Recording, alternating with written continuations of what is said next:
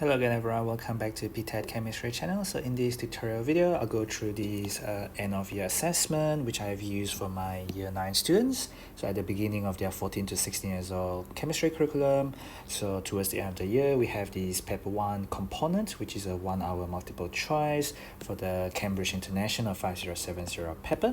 So the contents that I cover within are practically stuff which we will have covered in a year 9 setting. This includes separation techniques, all those experimental techniques, qualitative analysis, what else, states of matter, kinetic particle theory, atomic structure, bonding, as well as mole calculations and stoichiometry. Okay, in this first question, we have a mixture of ice and water, and you leave it to stand and the ice melts. So what happens when the ice is melting? So obviously we know about changes of state is a physical change. We can think about our heating curve, time in seconds or time in minutes. So obviously then you will have a flat line during the change of state. You have another flat line for the change of state. Okay, so melting there refers to that pink color region, and then this blue color region will be the boiling. So this is boiling, and then there is from liquid to gas. That first one is melting, and that is from solid to liquid. So temperature does not change during the melting point or during the boiling point because these are pure substances. They melt and they boil at a fixed temperature. So they stay the same, and that is because we are not making them moving faster. They are not moving faster here. Not during the changes of state, they are moving faster and faster as temperature increases. But when temperature doesn't increase, they don't move any faster. Instead, the particles move further apart because there's what the energy that you pump in with the increase in temperature. With the heat that you continuously supply, there's what you are doing to overcome the attractive forces, which could be ionic bond, which could be covalent bond, which could be the intermolecular forces if you have simple molecular structure. It could also be metallic bond if you have metallic structure. So it's option D there. Question 2 is again about kinetic particle theory. So this is asking about which one is correct. So again, based on the diagram that we have earlier, so this diagram, so from solid to liquid, that is melting. Gas to liquid is condensation. So we're talking about heating curve, and then we're talking about cooling curve for gas to liquid. Solid to gas is again a heating curve. So there's sublimation, and then liquid to solid is freezing. So there's cooling again. Anyway, so what happened with heating curve is that you need to supply energy. So we are continuously supplying energy. So heat is being supplied. Your particle absorb heat. Particles absorb the heat being supplied from the outside. So energy change, heat is given out when you are doing heating, is definitely wrong. When you're doing cooling, you don't absorb heat, that is definitely wrong. So heat taken in when you heat given out when you cool. So A and B are wrong. So now we are left with C and D. Solid to gas is sublimation, as I mentioned. Liquid to solid is not condensation. Instead, it is freezing. Okay, so C is the answer there. Number 3, so we have this experimental technique questions. We can get a formula of magnesium oxide. As you know, magnesium oxide, Mg2 plus O2 minus, you get MgO. This is a giant ionic structure. So how in the world do we get this giant ionic structure, MgO? We react magnesium with oxygen, and then we get MgO.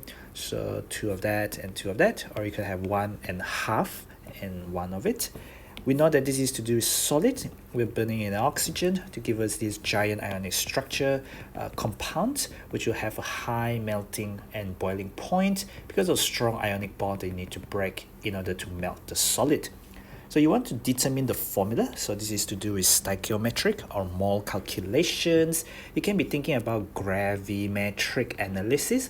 So you did something similar to do with masses, and those are the water of crystallization masses that you are heating up. Here it's similar.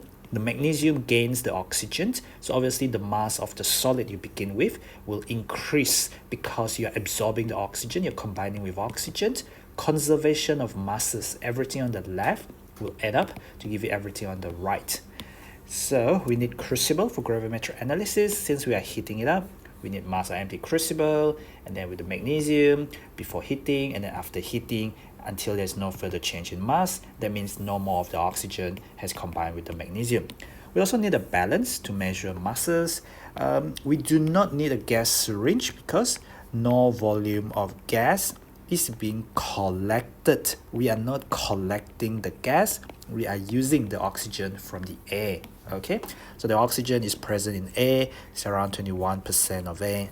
So we just need 2 and 3, so the answer must be D. Question 4, so we release a gas at point P, and then which gas turns the damp universal indicator paper turn red most quickly? So universal indicator is not a litmus indicator, but it goes red, meaning to say you have acidic gas. If you have acidic gas, same thing, it will turn blue litmus paper red. But with universal indicator, it's not a blue litmus, but it will still turn red as it is an acidic gas. So in terms of acidic gas, I can cross out NH3 because we know this is a basic or an alkaline gas because the pH is way above 7. Now chlorine itself is acidic, but it will also bleach. It will also bleach the litmus or the universal indicator in the end. After it changes to red, then it will bleach it. So between these 3 gases, they are all acidic actually. You learn more about SO2 when we come to more on environmental chemistry eventually. Most quickly, so this is to do with the rate of diffusion. So how fast do they move? So rate of diffusion depends on the MR of the molecule. So if I calculate the MR of Cl2, because chlorine exists as diatomic molecule, press enter calculator, get 71. MR of HCl, you get 1 plus 35.5. Sum up the relative atomic mass from your periodic table. So this was from your topic 1 under the kinetic particle theory. So 1 sulfur there, 32 times 1 plus 16 times 2. So we have 32 plus 32, that is 64. So hopefully you can see that this is the lightest. And since it's the lightest, it will diffuse the fastest. Okay, so based on MR alone, this should be the answer, but this is turning it red, so it's acidic, so we can cross out NH3, and then next to it, after we cross out NH3, we're left with these 3. This has the lowest MR, so it diffuses the fastest, and therefore it will turn the indicator paper changes color to red the fastest. Question 5, identifying apparatus suitable to measure 28.2. 28.2 has got 1 decimal place there. Beaker is not suitable. Beaker is not very accurate. Measuring cylinder compared with the rest of this apparatus, measuring cylinder is not a good one. B is burette and C is pipette. As you know, pipette only has 1 reading because each pipette, they can come in various volume, obviously, like 5 cm cube or 10 cm cube, 15 cm cube, 20 cm cube. But the usual one you use in the school laboratory, they tend to be 25 cm cube, but they can come in various volume. But it will be a fixed volume, that has a sensible reading that is not designed for like 28.2. For that, you use a burette, which you know you can do final and initial and then final reading. You just allow it to flow, and you should know how to read a burette. We go from 0.0 all the way down to somewhere around there, which is 50.0. Okay. Question 6, we separate gas from liquid air by fractional distillation. So our liquid air has around 78% nitrogen, 21% oxygen, and then plus other gases, which include carbon dioxide, argon, and various other things. So these are the boiling point of 4 gases. First of all, you're looking for both monoatomic, so not diatomic. If it is not diatomic, I can cross out nitrogen because nitrogen exists as this diatomic molecule. As you know, nitrogen atom has got 5 outer shell electrons because nitrogen is in group 5 and they don't have a fully filled outer shell, so they form covalent bond. They share 3 electrons with another nitrogen atom, which in turn share another 3 electrons. You get triple covalent bond. And then there's a result of it being diatomic. Okay, so that wouldn't be our answer because it doesn't satisfy the first condition. The remaining gases, they are all noble gases, and because they are noble gases, they are existing as monoatomic, so do not form any covalent bond at all. In fact, they don't form any bond at all. They just remain as single atom. You want the second condition to be liquid at minus 200 degrees Celsius. So if I draw like, simple line diagram, so if I have, this is my condition, minus 200 degrees Celsius, I'm going to put in the other value. So minus 186 degrees Celsius is there, there's argon. This is the argon boiling point. So, below minus 186, as this is negative, it increases that way, it decreases that way. What else do I have? I have minus 246 degrees Celsius, which is neon. By right, I don't need to put down the unit because in my line diagram, I already have the unit there. So these are typical physics, typical chemistry, typical biology. Because you already label it on the main scale, you don't need to put label on them again because you already have units there. So I also have minus 269 degrees Celsius, which is helium. So remember that this is the boiling point for the particular substance. Okay, so what can we say? We want it to be a liquid. So when you boil already, so that means beyond higher than minus 269, helium is already a gas. So helium already a gas. Helium is already a gas. So I should use a different color to represent this. So above minus 246, neon is already a gas. So, boiling point of argon is higher than minus 200 degrees Celsius. So therefore, below minus 186, it is still a liquid, hasn't boiled yet. Because it only become a gas when it passed minus 186. So argon already a gas. But then below minus 186, it is still a liquid. So argon is definitely our answer. So argon then, minus 186 degrees Celsius. Question 7. So we're talking about arrangement of particles. We have a mixture of the gases, nitrogen and oxygen. As you know, nitrogen exists as diatomic molecule, as I mentioned earlier in the other questions. But without going to the other questions, I hope you know how to draw dot and cross very, very easily. Triple covalent bond, but doesn't mean you don't show the full outer shell electrons, to get 8 electrons around this nitrogen, and then another 8 electrons around the other nitrogen. Oxygen, double covalent bond, 6 outer shell electrons, so share 2 more electrons to complete the outer shell. Not good enough because you started with 6 crosses, you only used 2 crosses. You started with 6 dots because you have 6 electrons in the outer shell, as you are from group 6. Okay, so 2, 6, so this represents second shell, and then group 6 because there are 6 electrons in the outermost shell. I can cross out A because this is monoatomic, single atom. I can cross out D because they are saying that nitrogen and oxygen combined. These are not elements, these are compound. This is an NO molecule. NO molecule, NO compound. I'm not talking about no molecule, I'm talking about nitrogen and oxygen, as that's what they're saying. Then the next thing is these are all diatomic, that's correct. Now what do we know? We also know something else about gases. Gases will mix randomly because we are talking about mixture. So gases move randomly in all directions. So you're not going to get them one way or the other. They move randomly in all directions. That is, there is a kinetic particle theory about gases, so that is not correct there. Question 8, which particle contain the most electron? The most electrons. So to do this kind of question, we always start off with protons. Oxygen has 8 protons, neon has 10 protons, sodium has 11 protons, magnesium has 12 protons. Now we know that in an atom, when we have atom, the number of electrons equal to number of protons, but here we have ions, we have a 3 minus ions, so we have gained 3 electrons. This is 11. Be careful, you follow the question. This is not an oxide, this is all 3 minus. And then here we have atom, so we still have 10 electrons because in an atom, number of electrons equal to number of protons. Here, this is not Na+. They are trying to trick you into thinking about, if you have memorized all this well, then unfortunately you won't be able to do these kind of questions. -1 means you already gain 1 electrons, so you have 12 electrons there. This is Mg3 plus. So these are all very strange number. Instead of the usual Mg2 plus, you have Mg3 plus. So you have lost 3 electrons. So it's 9 electrons.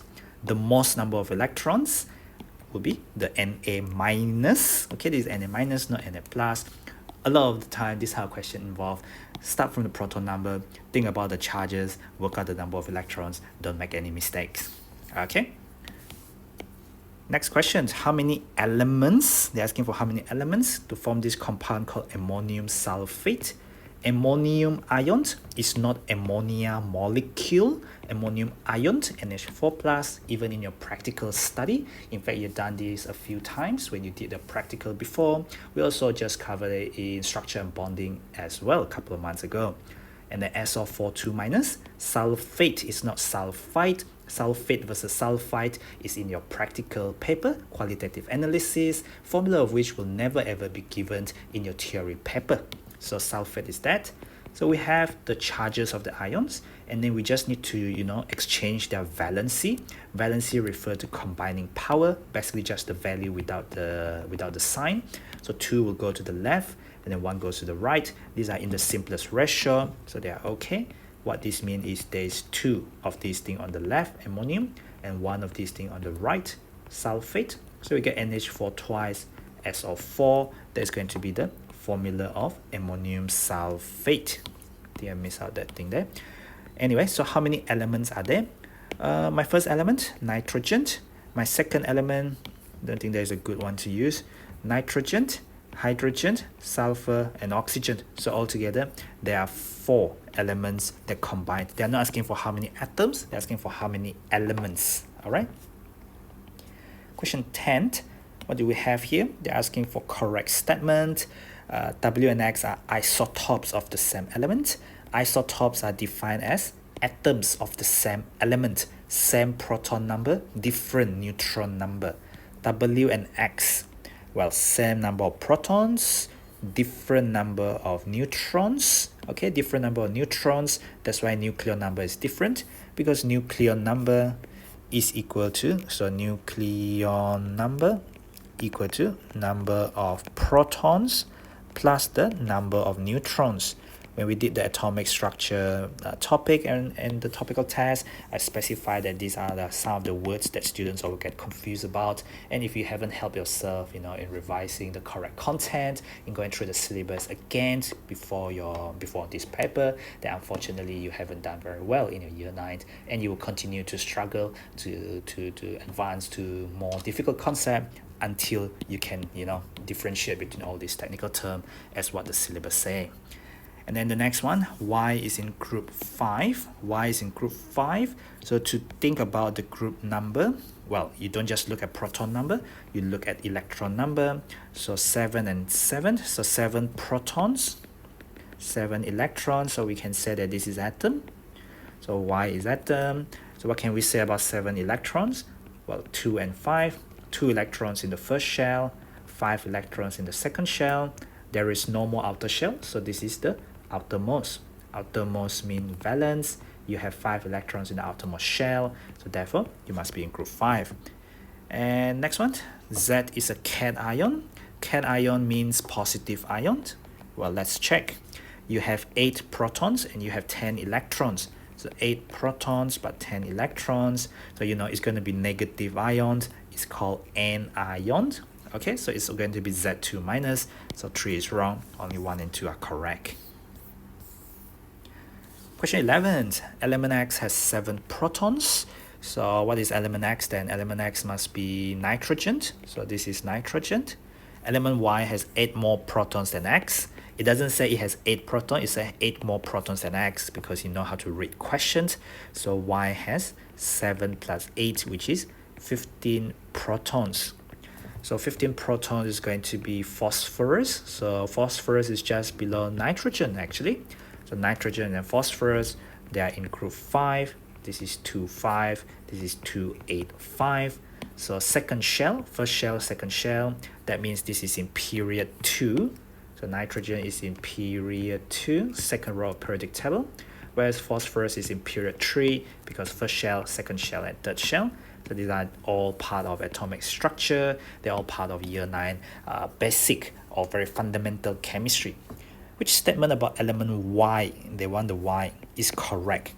Y has more electron shells than X. Yes, first, second, and third, one more shell than X. So A is correct. Yeah, I mean, there is your first shell, and then your 8 in the second shell, and then you have to go to the third shell to fill up after the second shell is full. All right. Y has more electrons in the outer shell than X. Nope, they have the same. So it's the same electrons, same number of electrons in the outer shell because they are group 5. Y is in a different group. They are in the same group because they have the same number of valence electrons. So different is wrong, should be same. Y is in the same period. Nope, should be different period. One is a second period, one is a third period, based on electronic configuration, based on, well, your periodic table, I guess. Question 12, a particle of an isotope of sulfur, isotope again, atoms of the same element. Okay, so a lot of students, they don't even know definitions. All right, so that is very, very concerning. Atoms of the same element. If they are the same element, you have same number of protons, but you have different number of neutrons. So these are like, typical definitions. The Cambridge likes to ask this kind of thing. What do we need to do here?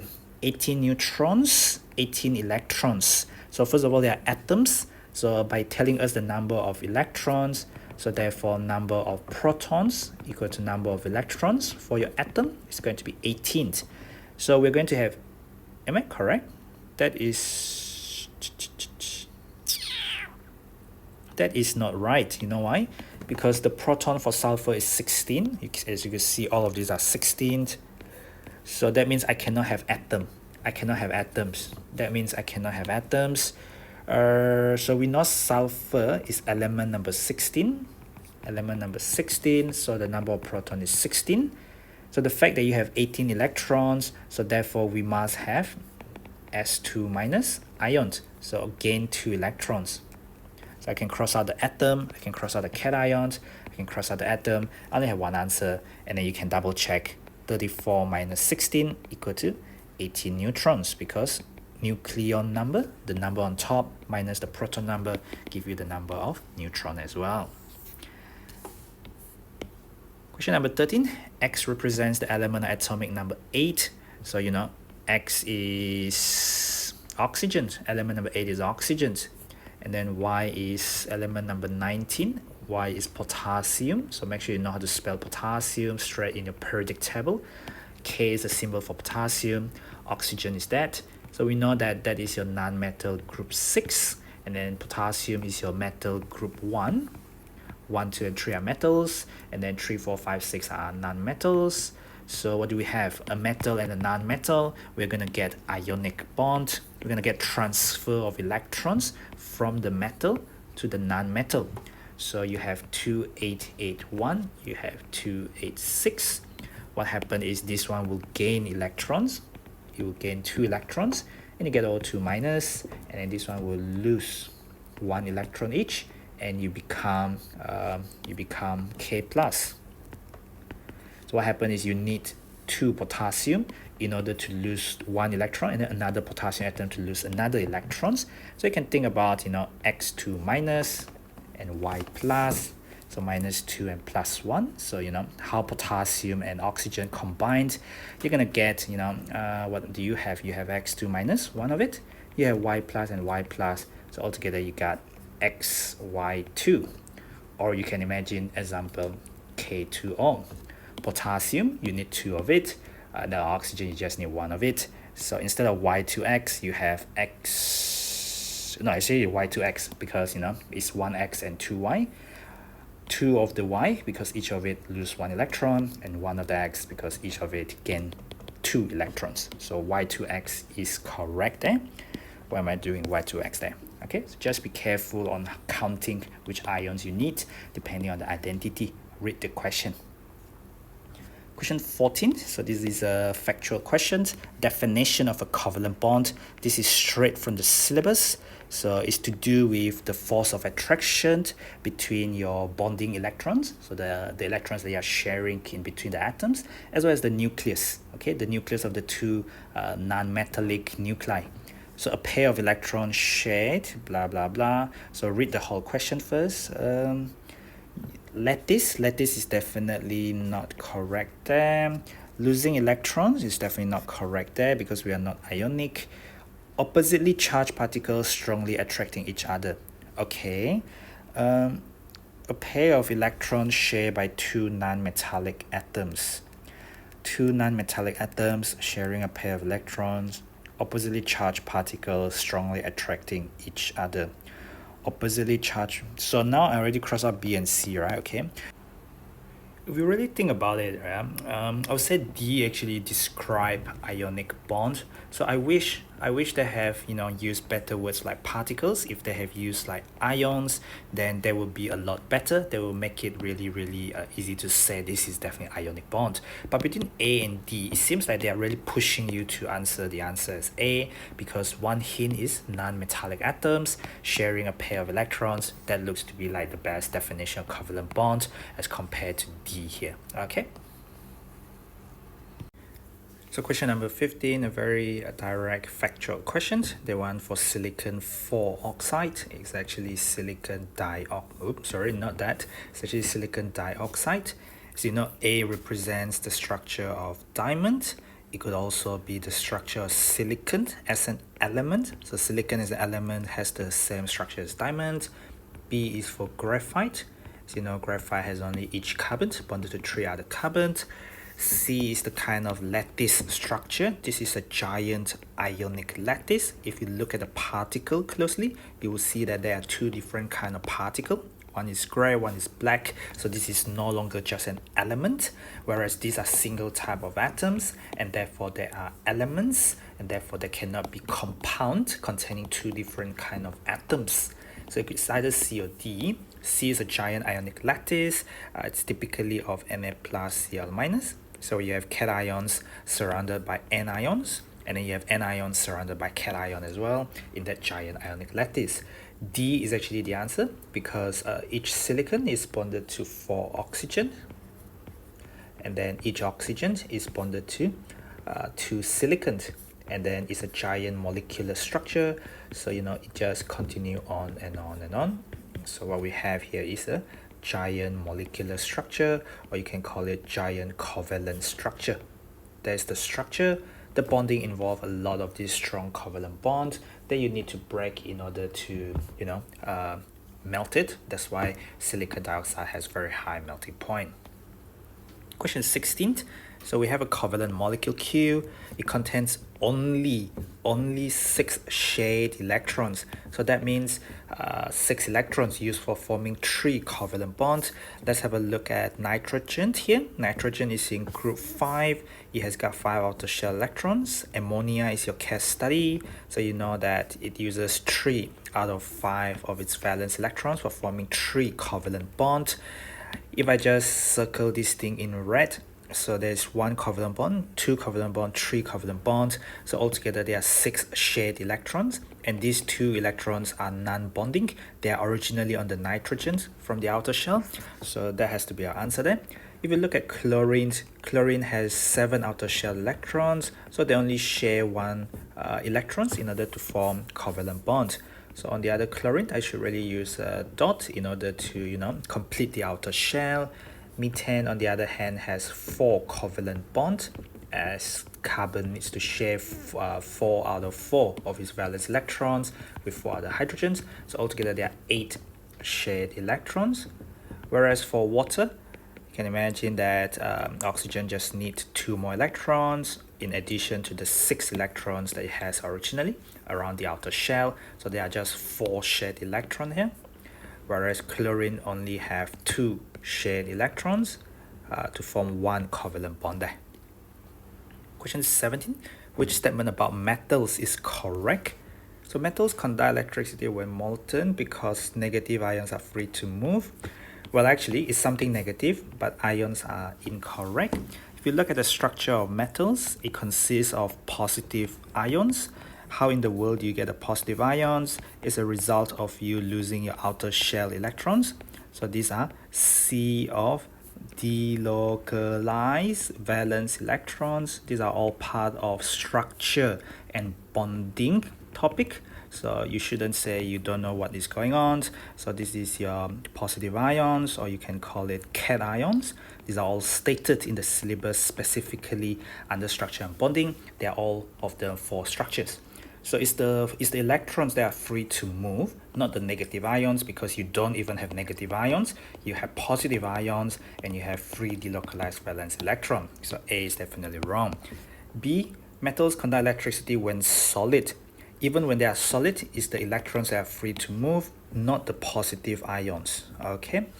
Metals are malleable. Malleable means, you can change the shape. You can hammer it into thin sheets. And they say bonds between the atoms are weak versus the layers of ions can slide over each other. It's to do with the sliding, because the cations are kind of like sandwiched in between by these free delocalized valence electrons, that they are not touching each other because same charge ions will repel each other. As a result of these attraction of the electrons as well as the positive ions, you have a strong metallic bond, and that's why we associate metals having a giant metallic structure. They will have usually they will have a high melting point and also a boiling point. So D is the correct reasons for the correct property, but not C there. Question 17. Lithium and fluorine forms lithium fluoride. So lithium, second period element, group 1. Fluorine, second period element, group 7. So what happened is the metal loses the electrons. It loses 1 electron, and you get Li+.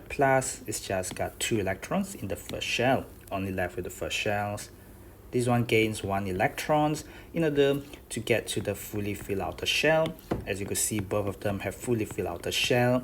That's the objective of forming ions. Metal lose electrons, non-metals gain electron. This one lose 1 electron, which is gained by this thing here, gaining 1 electron. So altogether, your ratio of ions is going to be 1:1. Therefore, giving you LiF as the formula. So lithium atoms lose n electrons. N refers to 1, so that is correct. Each fluoride ion has 1 more electron than a fluorine atom. That is correct because you gain 1 electron.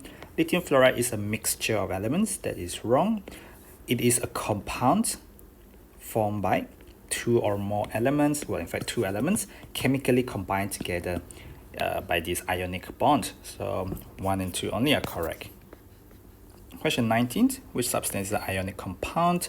So you know about properties stated in the syllabus, stated in your notes, stated in the learning outcome. Any O-level year 9 candidates must be able to describe properties of ionic compound and also explain it. Melting point, this is low melting point. A is definitely out. Low melting point suggests a simple covalent structure, or simple molecular structure. So ionic compounds will have giant ionic lattice structure, very high melting and boiling point. Conduct electricity when solid. That is wrong because it's when solid. Therefore, we have no free ions. The ions are not free to move. They are just vibrating in a fixed position. Dissolve in water. So most ionic compound does dissolve in water. And then conduct electricity when aqueous solutions.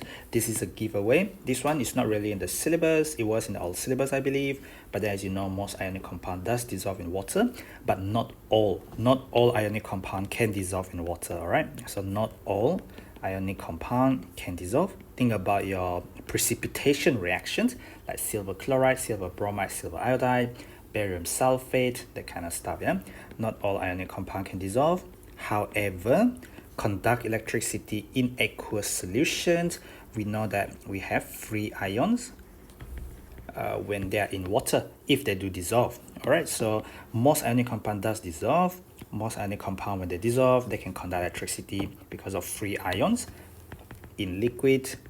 But here, this is not liquid, this is in aqueous state. So I haven't melted it. I simply dissolve it in water. C is the best answer there. 20 is your classic separation technique, sand and also sodium chloride.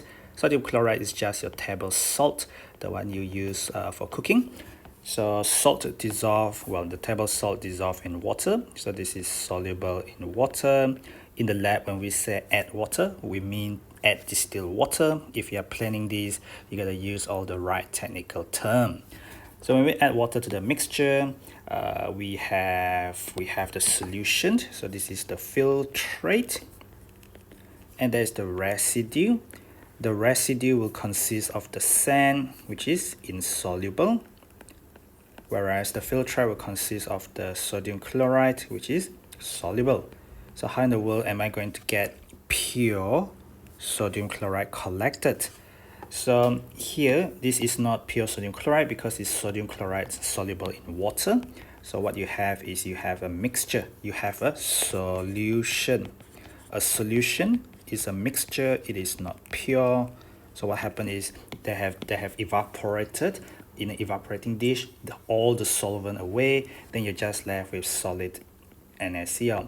However, in the lab, we also know that sometimes we want crystals, and when we want crystallization, we never heat it to dryness. So just make sure you know the difference between crystallization and evaporating to dryness. So where is pure sodium chloride collected? It's got to be D, because C there is still a solution, it's still a mixture there. 21, so this is a very direct question. So XF2, so if you look at your periodic table, you will have relative atomic mass of fluorine. So you have MR of XF2 equal to 70. So you don't know the AR of X, which is what we're trying to find. We have 2 times 19 for the fluorine. So the AR of X equal to 70 minus 19 times 2 or 2 times 19, doesn't matter. So pop that onto your calculator. So 70 minus 19 times 2, I get 32. And this is not proton number. This is the sum of the relative atomic mass, right? So what am I talking about? Atomic number. So these are not proton number. So therefore, something that has a relative atomic mass, so look in your periodic table. Something that has relative atomic mass of 32, there's sulfur there. 22, this is about balancing equations. They say completely burn in oxygen. When you completely burn in oxygen, this is called complete combustion. And when you do complete combustion, as we have done in balancing chemical equations, as well as across all those mole calculations, stoichiometric topic, we will form 2 things. We'll form CO2, carbon dioxide, and H2O. So here it says produce exactly 3 moles of water from 1 mole of the organic compound. So you can't change the value in front there. So let's have a look at A. So C4H10 plus O2, giving me CO2 plus H2O. There is no hydrogen, there's no hydrogen. So without balancing the whole thing, I'm just looking at the hydrogens. And I have H2O, so I need 5 H2O. I need only 3, so A cannot be the answer. Okay, so I hope that makes sense then. So 2C2H5OH plus O2, I get CO2 plus H2O. So what can I see here? I have 5 plus 1 is 6 hydrogens. I have H2O, so I need 3 H2O there. So as you can see, 1 mole of it, 3 mole of H2O, and B should be our answer there. Okay, of course, you can also balance the whole thing. You never ever leave a equation unbalanced if this is theory paper. So 1 oxygen, you got 3 oxygen, plus 2 oxygen is 5 oxygen, minus 1 is 4 oxygen. So I need 4 oxygen atoms, therefore I just have 2 O2 there. Okay, you can also imagine that you have H8 here, so you will produce 4 H2O. You have 7 plus 1 is 8 hydrogens, therefore you also produce 4 H2O. This one, as I mentioned just now, this will produce 5 H2O there. Okay. Question 23. So we have a gas syringe. Gas syringe is used to collect gas or to hold the gas in. I have 100 cNq of HBr.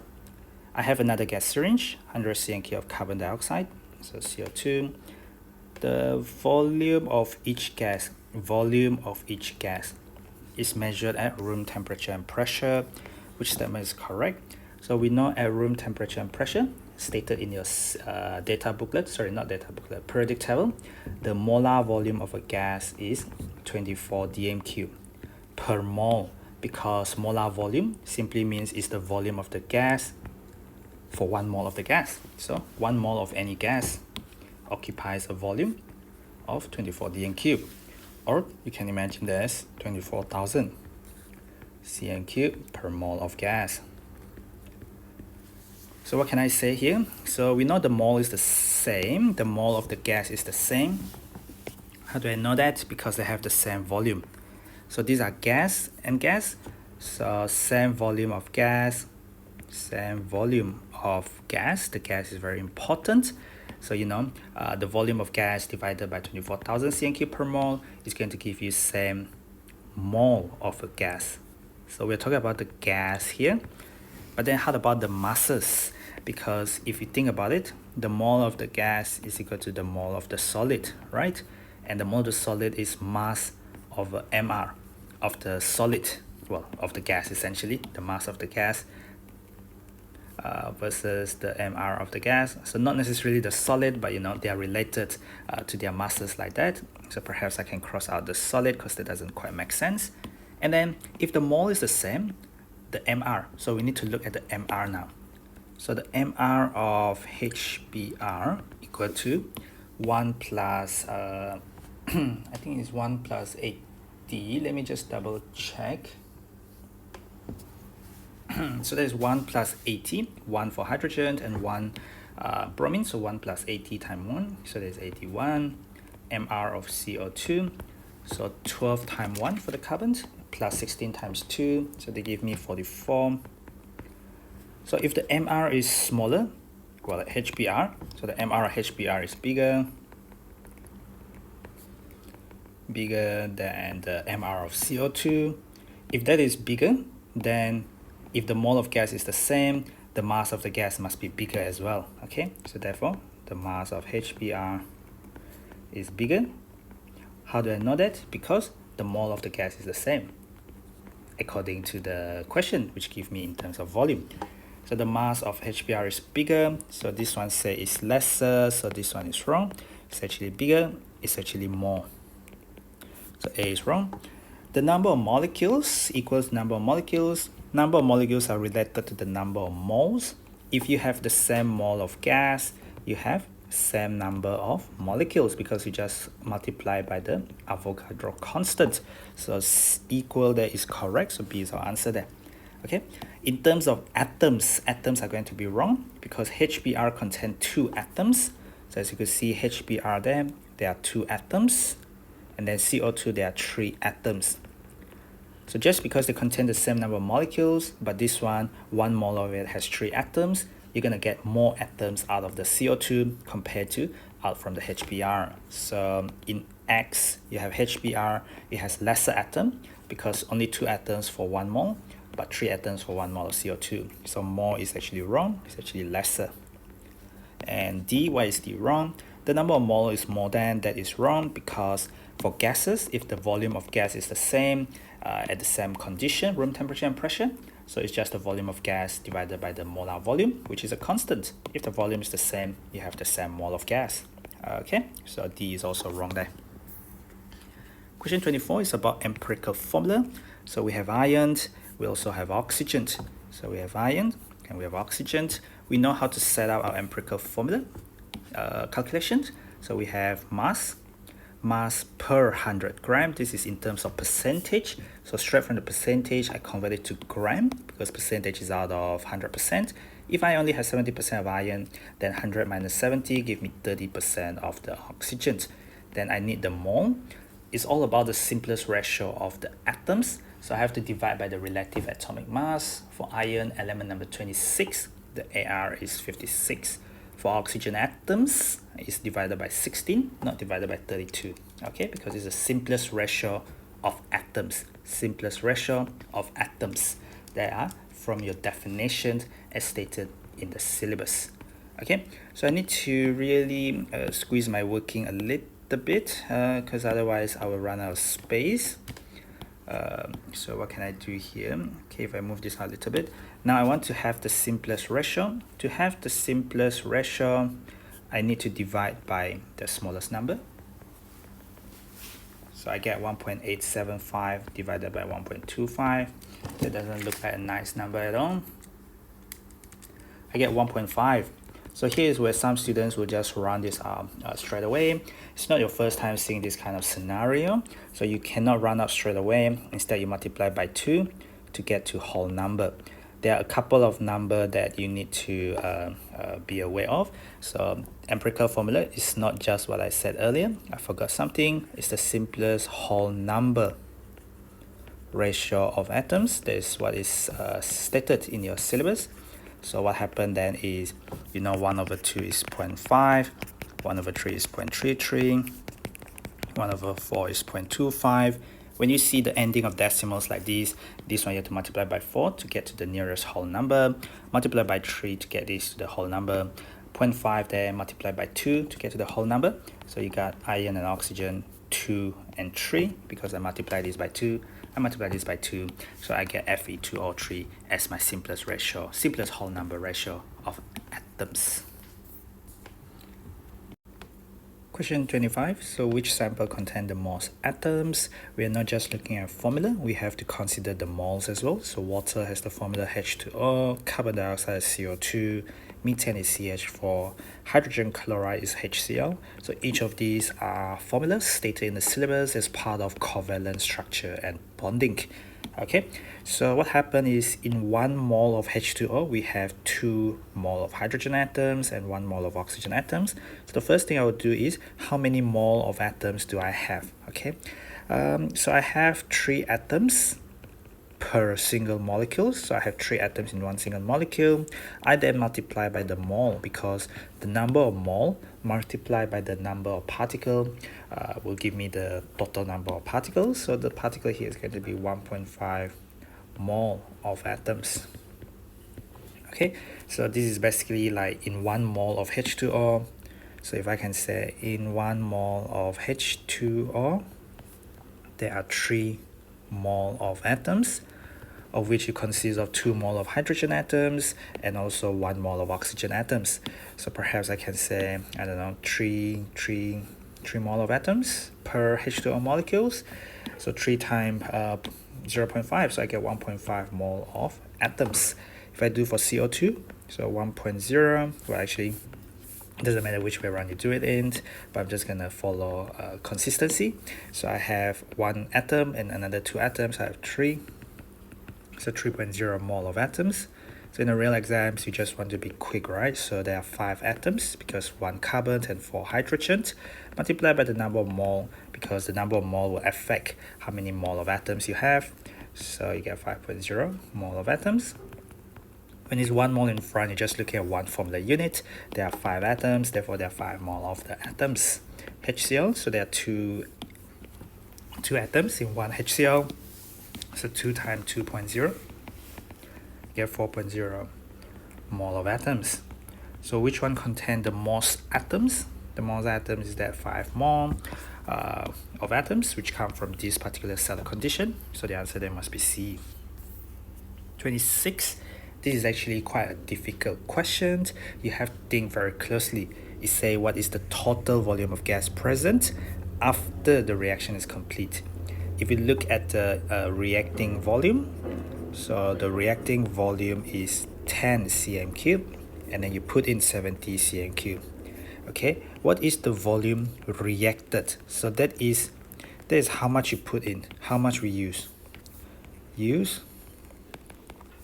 What we put in. From the balance equation, these are gas and gas. So 1 mole of gas reacts with 5 mole of gas. 1 mole of gas reacts with 5 mole of gas. If you have 10 cm cube of gas, it will react only with 5 times 10, which is 50 cm cube. So you will only react 50 cm cube of O2 if you use 10 cm cube of O2 based on the balance equation. They are related by the same molar gas volume, which is a constant. So the volume ratio of gas is the same as the mole ratio of the gas from the balance equation. So in terms of volume produced, so I'm talking about gases, so the volume produced would be 3 times 10 because the 10 cm cube is fully used up. You get 30 cm cube. they're talking about gases. This is a liquid, so you do not get the same thing because liquids, they are not related to the molar gas volume. However, if you look carefully, this is used up, so 10 cm cube and 10 cm cube. This is used up, so total volume at the end. So this is used up, but then I started with 70. I only used 50. I still have 20 cm cube of oxygen. Okay, but then I also have produced 30 cm cube of CO2. This is a gas. This is a gas. So altogether, I have 20 plus 30, which is 20 plus 30, which is 50 cm cube of gas at the end. Okay, so that's what I meant by this is quite a tricky question, because it's not just the volume of product, it's also the idea of limiting, excess, how much is used up, how much has been, or how much is remaining. Okay, so a lot of this question comes down to, simple idea about reacting volume, how much remains and stuff. Do you know what balance equation means? 27th, so we want to make calcium nitrate. So we start from pure calcium oxide. We use excess of dilute nitric acid. So that means calcium oxide is limiting. So we don't use any information on the nitric acid. We get 12.65 gram of pure dry anhydrous. Anhydrous meaning no water of crystallization. Okay, so basically this one, you don't crystallize it, you just heat it to dryness. So what is the percentage yield of the calcium nitrate? Well, if you think about it, let me just give you an example. Calcium oxide plus nitric acid. You don't really need to write out balance equation, but it's good if I show you what's happening. So you get an acid-base neutralization because this is acting as a base, this is acting as an acid. You will learn more why this is basic, because when calcium oxide dissolves in water, just like sodium oxide dissolves in water, you get the hydroxide. This is pH greater than 7, is an alkaline, is a base, it contains hydroxide. Okay, so you get salt and water. This is your classic neutralization reaction. Balance equation, yep, the equation is balanced. So you can see 1 mole of calcium oxide give you 1 mole of calcium nitrate. So from this balance equation, if you start with 8 gram of these, how many gram of calcium nitrate do you have? Okay, so let's see. So the mole of the salt, the calcium nitrate, over the mole of calcium oxide is 1:1. What do we expect to get? This is an actual yield. So in order to find the percentage yield, we need to know from the balance equation, assuming everything from the left goes to the right, what is 100% yield when you get the salt, all right? So the mass of the salt divided by the MR of the salt. So I need the MR of calcium nitrate. To do that, you need to get the correct formula. So remember this bracket, there are 2 of them because calcium 2 plus and NO3 minus. If I do the NO3 first, 14 plus 16 times 3, I get 62. I have 2 of it, so multiply by 2, I get 124, plus the calcium, which is 40, I get 164. So that is the mass of the calcium nitrate divided by the molar mass, that is the mole of the salt. And then I use 8 gram of pure calcium oxide, so MR of calcium oxide is going to be 40 plus 16, there is going to be 56. So what I have there is 8 gram divided by 56. And then, it's just your cross multiply and get to your expression. Hopefully you can see that I move this up and then I move up the 164. If you can't do it in one step, do it in however many steps as long as you get to the final bit there. So I get around 23.43 gram. And then therefore the percentage yield, so I actually get 12.65, but then I expect to get 23.43. So give or take, I think this is around 50%, something like that. Probably A is our answer, but let's just double check. I get 53.99, so that is 54.0% to 3 significant figure. Okay, so percentage yield is how much you actually get, divided by how much we expect to get. From the 100% of the reaction, it means 1 mole of these goes to 1 mole of that. The salt, 1 mole of it is obtained from 1 mole of that. Put in the actual amount, put in the correct MR, and you should get the answer they're looking for. Okay. Question 28 is about chromatography. So you have a chromatogram, which is basically the result. And this question is tricky because it says how many different red dyes. If they're on the same level, they're the same. So there is one red dye. And then there is another red dye, which is there. So here, this is the same red dye, but it's a different red dye to this red dye, and this is yellow. They have different RF value, so from the baseline to the solvent front, I assume that, but they didn't label it. Not that we need to calculate RF here, but you can see they arrive at the same level. So these two red are the same, these two red are the same. So altogether, there are two different red dyes there, okay? 29th, so what do we have? We have a distillation apparatus. So as you know, you have a distillation apparatus. When we draw condenser, we always have to show the cold water in and the water out, because that's what takes away the energy from the hot vapor that passes through. By right, the bulb should be a little bit higher. The bulb should be near at the entrance where the gas is about to enter the condenser and exit on the side.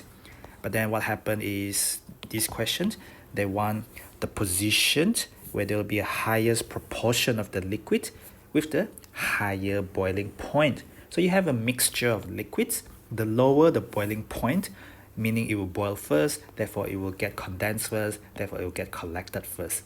Okay, so this is the lower boiling point stuff. The higher boiling point stuff will come down because whatever that vaporizes will come back down. Okay, but it's not the higher boiling point that will boil first and then come back down. It's actually the lower boiling point that goes up and then come back down.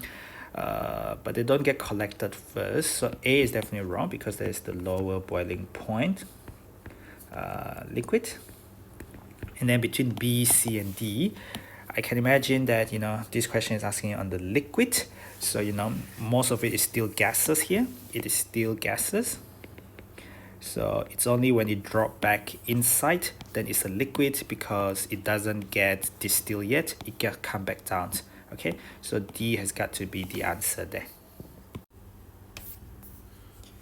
So in this next question 30, this is a question on reacting masses. So the combined science students, people doing foundation sciences, they don't deal with mole concepts. Instead, what they do is they just deal with reacting masses. If you think about it, the equation is balanced from left to right, because everything on the left must equal to everything on the right. We are doing chemical transformations. This is a chemical change, and there is a conservation of masses because the equation is balanced. So if we have 25.0 gram of these, we need to consider from the reacting masses how many mole of this react. There's 1 mole of this that react to give you 1 mole of that and 5 mole of that. So we need the MR of this hydrated copper 2 sulfate. So in terms of the MR, so copper, if you look at your periodic table, where's copper? Copper is 64. I mean, the relative atomic mass is 64. You have 1 sulfur, you have 4 oxygen, so 4 times 16. And then you have 5 of that water molecules. So dot there refers to 5 water of crystallization. It's a hydrated solid. So 5 times water molecule. Each water molecule has an MR of 18 because of 2 hydrogens and 1 oxygen. So 18 times 5 there. So if you just sum up the relative atomic masses, because that's the definition of relative molecular masses, summing up the individual relative atomic mass stated in the syllabus. Okay, so 250 gram of it. How do I know it's 250 gram? Because for 1 of it is 250 gram. I only have 1 of it, so it's 250 gram. Copper 2 sulfate is without the 18 times 5, so minus 18 times 5, I get 160 gram. And how do I know it's 160 gram? Because the MR of CuSO4 is 160, and then there's only 1 of it, so it's 160 gram. And you produce 5 water molecules, so 5 times 18, because MR is just for 1 formula unit. You have 5 formula units, so 18 times 5, which gives you 90 gram there. So altogether, you can see 250 gram equal to 160 plus 90 gram. So judging from that, what is the mass of anhydrous copper 2 sulfate? So you just want the anhydrous copper 2 sulfate. So what I can do is I can show a reacting masses kind of technique. So I have 250 gram of these, giving me 160 gram of that. Therefore, when I have 25.0 gram of these, this will give me how many gram? That's what you want to find. So there's your X. Okay, so you might not have seen this technique a lot of times when we deal with more concept, but there are always more than one way of doing things. So the G there refers to the unit of masses. So you know, I am just leaving the units first, but I know X will be in gram because everything here is in gram. So I'm doing cross multiply, the number times the number, the number times the number, and then to find X, there's 160 times 25.0 divided by 250, and I should get 16.0 gram. Okay. Now I'll show you a different method. So there are always more than one method to do things. This method also involves calculating the MR of CuSO4. MR, remember, is just for one unit, so it doesn't matter what number is in front. MR is for one formula unit. So that one just now was 160. Okay, so the MR of the hydrated salt 250, the MR of that is 160. So this is an alternative method. You don't have to do both methods as long as you know the reason or the technique behind each method. So this is using mole concept. So the mole of CuSO4 is to the mole of the CuSO4.5H2O is 1:1 from the balance equation. 1:1. 1 copper to sulfate come from 1 of that hydrated copper to sulfate. Mass over MR is mole. So what do I have here? I have 25.0 gram, the actual amount that I use, and then divided by 250. I beg your pardon, that one is the hydrated. So it should be at the bottom, not at the top. So that should be at the bottom there, because this is for the hydrated salt.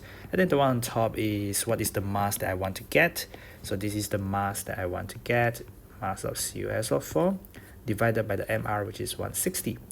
So altogether, you can hopefully see that, they should give you the same answer because they are giving you the same mathematics. So this goes up, multiplied by 1, equal to that. I can move up the 160, so times 160. And you can see that the math are exactly the same. One is using mole concept, one is using just reacting masses based on what foundation science or what combined science students will be able to do. All right. Question 31. So this is a question on qualitative analysis, practical skills, but then you're never given a table of results in your theory paper. So what do we have? We have zinc chloride. So we could be testing for zinc 2+, we could be testing for Cl-. So none of these tests is for Cl-, because the test for Cl-, you will need to add dilute nitric acid to prevent a false positive or carbonate, because carbonate can react with acid and give you effervescence. So if it's just chloride and not carbonate, you don't get effervescence. Then you add AgNO3, and this has to be aqueous because you add solution of AgNO3 and you will precipitate out a white precipitate of AgCl. So none of these tests is for chloride. So I should be looking at the test for zinc 2+, which could be ammonia or zinc or sodium hydroxide. So I know for both of them, they will form zinc hydroxide. So the white precipitate there is zinc hydroxide. But one of the most common case study involve aluminium 3+ versus zinc 2+. How can you tell their difference? Okay, with sodium hydroxide, you can't tell the difference because both of them will dissolve. The white precipitate would dissolve in excess. So insoluble in excess is actually wrong, because for zinc 2+, this is soluble in excess NaOH. Whereas for aqueous ammonia, am I right? This doesn't seem right. I think, oh yeah, in aqueous ammonia, that's fine, yeah, because this is soluble in excess of ammonia. So zinc hydroxide is soluble in excess ammonia. You don't just write in excess, you have to specify excess what. Whereas aluminium hydroxide, even though it is soluble in excess hydroxide, but then you don't have a lot of hydroxide with ammonia, so this is insoluble in excess ammonia. It's soluble in excess NaOH aqueous, however, so you can use aqueous ammonia to differentiate, also to identify the zinc 2+ there. Question 32. So this is a question on RF value, but it's for the cations. So the metal cation itself will be colored, and this is iron 3+, And when you spread the iron 3 plus spots with aqueous sodium hydroxide, so first of all, you have iron 3 plus aqueous, which will be a bit, it depends on the concentration, but when you have iron 3 plus aqueous, it's more like it ranges between yellow, orange, or brown, depending on how concentrated the solution, aqueous is solution. When you put in some hydroxide, you will precipitate out the metal hydroxide. You will get iron 3 hydroxide. Iron 3 hydroxide is going to be reddish brown in color, and they are insoluble in excess sodium hydroxide. But here is in the context of chromatography. I beg your pardon, that is not aqueous. It should be a reddish brown PPT there. Now, in terms of the RF value, so this is your baseline, your starting line, and then the solvent front. RF refer to the distance moved by the solute or by the component relative to the distance moved by the solvent from the baseline to the solvent front. So X over Y is going to be your RF value there. So not Y over X. So A is the best answer there. Question 33. So we have chromatogram. So the result of several inks being separated. So which statement is correct? So you can see that each of these ink is a mixture because they separate into more than one spot, except for this yellow is pure because only one spot only separates into one spot. So I haven't even gone through the option yet. I'm just looking through the option, the chromatogram here. So all of these you can have, green, brown, blue, and black have the same component, and then you have brown and red have one same component, and then you have red here has the same component as black, and then blue and brown, they have the same component. And last but not least, what else do I have? Let me choose red color.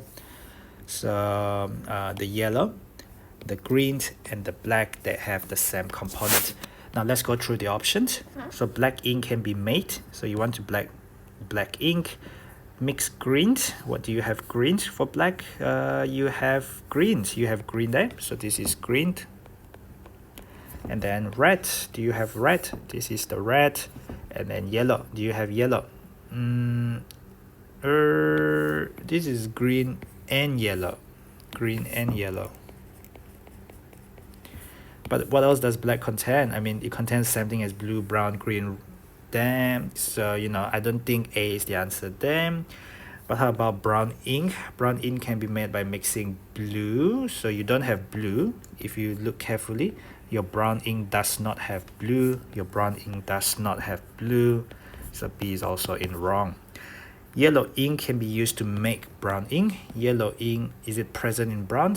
It is not present in brown ink because this is yellow, and then you don't have anything that not present there. Yellow ink is not present in brown ink, so C is wrong as well. Yellow ink may be present in green. So we are looking at this one here. Yellow ink may be present in green, so D must be the correct option there. Question 34. This seems to be a calculation question. You heat it up and then they change. These are chemical changes. They go from one chemical formula to a different chemical formula. You release carbon dioxide gas. So this is the mass loss. So you lose the mass as a gas. So the loss in mass there is for the CO2, the mass of CO2 loss. And of course, in this kind of experiment, you heat until constant mass, meaning to say heat until constant mass because you want to ensure that all the CO2 has been driven off. So no more CO2 to be driven off. So anyway, what is the percentage by mass of sodium hydrogen carbonate in the mixture? So your mixture is not 100% sodium hydrogen carbonate. So based on the balance equation, we can relate CO2 and the sodium hydrogen carbonate. So the mole of the sodium hydrogen carbonate is to the mole of CO2 from the balance equation. 2 moles of sodium hydrogen carbonate. You can have it the other way around. There will be 1/2. It depends on your level. Follow your own level. I decided to use this CO2 because this is the mass loss. So at the bottom, I have 1.5 gram mass loss. They already given us the MR, so we don't need to calculate the MR. MR of that is what we need. MR of CO2 is what we need. be careful to think about what do you need. You want hydrogen carbonate, which is this thing here. So I want the mass of the sodium hydrogen carbonate divided by the MR. So that is the mole of the sodium hydrogen carbonate. At the bottom is the mole of the carbon dioxide. So the mass divided by the MR of that CO2. The mass loss is the CO2. So the mole ratio here is going to be the tricky thing. But anyway, I mean, you just do your cross multiply. So there's 2 over 1 times 1.5 over 44 is equal to that divided by 84. What I can do next is I can just simply move up the 84. So when you move up the 84, this thing will disappear at the bottom. Okay, you could do this in 2 steps. It's really up to you. As long as you get to the final steps correctly, no one can fault you. But what you should never do is you should never ever have it divided by 84 here and then times 84 there, because that is not a correct mathematics. All right, whatever you do, make sure you can think about whether you're doing something sensible or not. So the percentage of sodium hydrogen carbonate, meaning out of the whole mass of the mixture, you have 6 grams of it. But how many gram only is actually the sodium hydrogen carbonate? So that is the amount that we gotten before. The gram and the gram cancel. I get around 95.5%. The closest answer there is D there. Next up, question 35. So we know we have a colorless gas. So all of these gas are pretty much colorless, but then you will deal with these in group 7 chemistry. As a pure gas, chlorine itself is a bit color. It's actually a bit pale green color. So we know that from that we can cross out B. And also because it said no effect on red or blue, we know that chlorine does turn blue litmus paper red, and then it will bleach it. So chlorine can't be our answer there. Okay, ammonia will turn damp red litmus paper blue because it's basic or alkaline gas. I think my handwriting is getting really bad here. Anyway, so basic or alkaline gas. So A is out. And now no effect on lime water, so this means it is not CO2. But we don't have carbon dioxide here.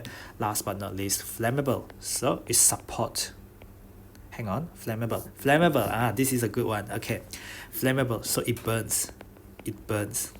Okay, so some people might have thought that it's oxygen, but oxygen cannot be the answer. It has to be hydrogen, because oxygen does not burn. Oxygen does not burn in oxygen. So what does oxygen do? Oxygen support combustion. Oxygen relights your glowing splint, because your glowing splint is on a wooden splinter. Wooden splinter contains like wood which can burn, and oxygen simply support that combustion. But when hydrogen burns in oxygen, you get water. Hydrogen is definitely flammable. Okay, very dangerous there. So a bit confusing, but not really a difficult question. Now next question, which separation method will give pure samples? So be careful, they bolded both the substances from the mixture. So when you want to get copper to sulfate crystals and the water, so the crystal is already solid, and the water, so you don't crystallize it again because you already have crystals and the water, so you just need filtration there. So that is not correct there, because you already have the crystals according to the question. Ethanol and water, you don't want to evaporate, you want to do distillation, because ethanol boils at a lower temperature than water, which boils at 100 degrees Celsius.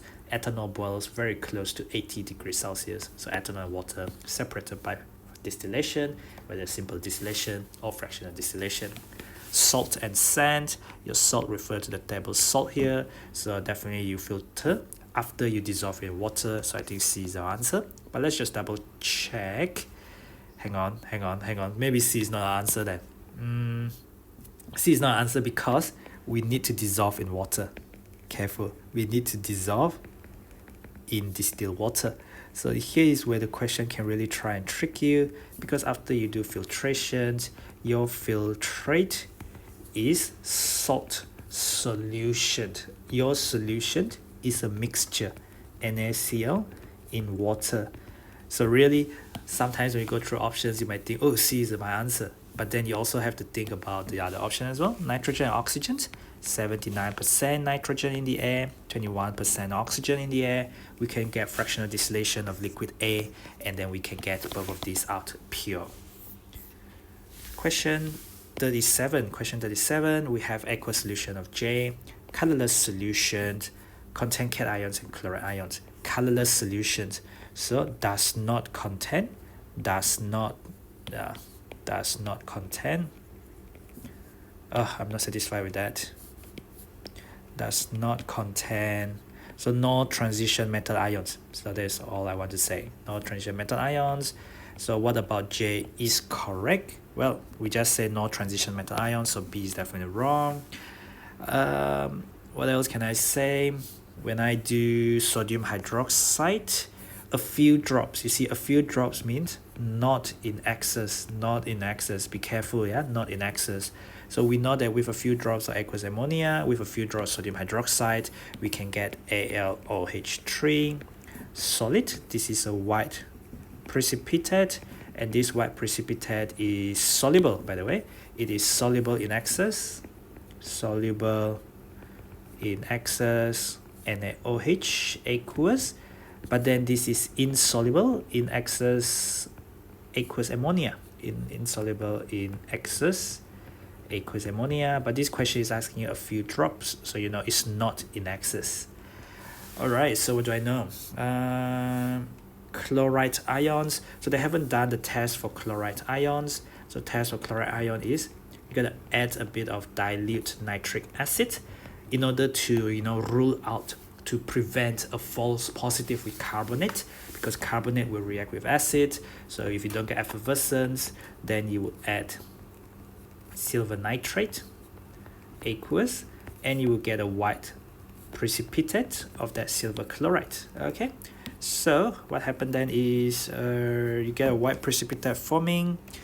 That is correct actually. So when dilute nitric acid and aqueous silver nitrate, so this is correct. It says the cation must be, I think must be is wrong there, because with a few drops of ammonia, with a few drops of sodium hydroxide, yes, you could get this, but it could be, it say must be correct, right? Must be is wrong. It could be Al3 plus, Zn2 plus, what else? Many other things, I guess, which are white precipitate. Even calcium 2 plus will give you a slight white precipitate, but not with a few drops, perhaps in a large excess. Okay. You don't do these because with barium nitrate, nitric acid, that is the test for sulfate, and you do not have any sulfate present. You have a chloride. So again, D must be the best answer there. Question 38, this is another qualitative analysis type of question. With sodium hydroxide, you get a green precipitate. So this green precipitate refers to iron 2 hydroxide. Iron 2 hydroxide would mean iron 2 is present, not iron 3. And then you heat it up with sodium hydroxide, no gas is formed. Here is no aluminium added. So if you don't add any aluminium, you just heat it up with sodium hydroxide. This is the test for ammonium ions, and there is no gas form. So no gas form there, meaning not ammonium ions. So ammonium ion is wrong. When you add aluminium foil, so now you add aluminium foil, you get a gas that turns damn red litmus paper blue. NH3 forms, is a pungent gas, but this is a result of you adding aluminium foil. This is a test for nitrate. So this question is trying to trick you. What is happening? Is it ammonium or is it nitrate? Question 39. So when we add some sodium hydroxide, we get a white precipitate. I can cross out copper 2 plus because there will be a pale blue precipitate. When I add excess of that reagent, it dissolves. So calcium 2 plus cannot be because calcium hydroxide, white precipitate. This is insoluble in excess sodium hydroxide. Okay. Now with ammonia, we can differentiate between Al3 plus and zinc 2 plus. Very common case study. Al3 plus versus zinc 2 plus. Identification. So you can't identify them just by using NaOH. You have to use aqueous ammonia. As you can see, the precipitate remains. So it has to be Al3 plus that's present because AlOH3, meaning aluminum hydroxide, is insoluble in excess ammonia, but zinc hydroxide is soluble in excess ammonia. Last question, which statement is correct? So concentration of a solution is not that it is in mole per dn cube. Sometimes it could be gram per dn cube. One of it is called mass concentration. The other one is called molar concentration. Practical paper, alternative to practical, they like to ask you how to relate between mole per dn cube as well as gram per dn cube. So A is wrong. B, the empirical formula gives the actual number of each atoms in one single molecule. So it's not empirical. That is the definition for molecular formula. Part C, molecular formula always contain more atoms. It says always contain more atoms is wrong because sometimes molecular formula can be exactly the same as empirical formula, which means D must be the answer. This is exactly the definition stated in the syllabus. So this is the definition in your syllabus. We know that relative atomic mass is to do with the average mass and is to do with of one atom relative to 1/12 the mass of one atom, carbon 12. The definition is very, very important. Sometimes they do ask in theory. Here they ask it in multiple choice paper, which is also a theory paper. Okay, so that's it for this 1 hour multiple choice component, a year 9 end of year examination, year 9 assessment, which cover a couple of topics. So hopefully they have been useful to clear any misconceptions. Not the most difficult, but not like the easiest paper of all. So do click the button on the bottom right to subscribe to the channel. Follow me at ptet.chemistry on Facebook, Instagram, Twitter, and Telegram to get connected. And thank you for watching. I'll see you in the next tutorial video.